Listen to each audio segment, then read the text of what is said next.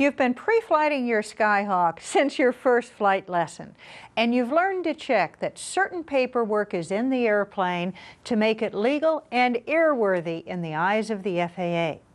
You should also know that FAA regulations make you, the pilot in command, responsible for determining that your airplane is airworthy.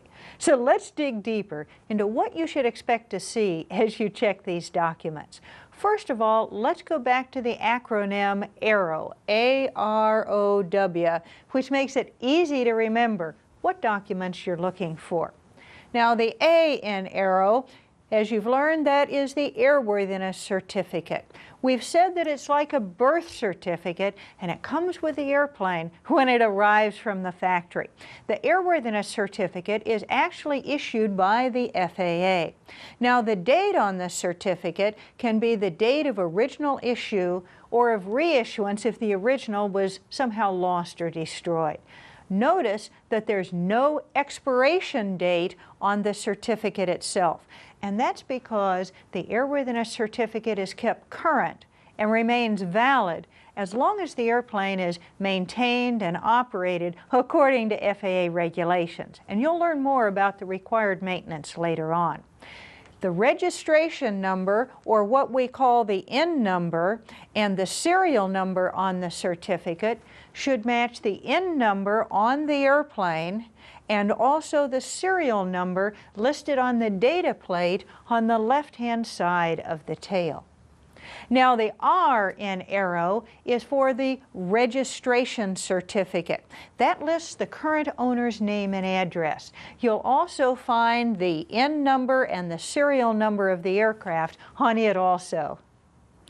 Both the airworthiness certificate and the registration certificate are found in the pocket by the pilot's left leg in your new Skyhawk. Now, the airworthiness certificate should always be visible to the pilot or passengers. What about the O in AROW? Well, the O in AROW is for the operating limitations. You'll find the operating limitations in the pilot's operating handbook, but you'll also find them in placards around the cockpit, like this placard that tells you maneuvering speed is 99 knots, and also in markings on the instruments. For example, the colored arcs on the airspeed indicator and also on the engine instruments are one way to show some of those limitations. Other examples include placards like the one by the fuel selector valve that tells you you have to be in level flight to select an individual wing tank. But the most complete description of your airplane's operating limitations is in Section 2 of the Pilot's Operating Handbook, or POH.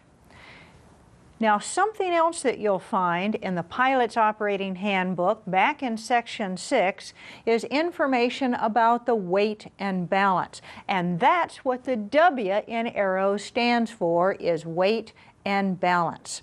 That section in the POH also includes the equipment list, which is all the equipment installed in the airplane. When you look for the current weight and balance information, look for the latest date and make sure the form has not been marked superseded. You'll learn how to calculate the weight and balance in a later lesson.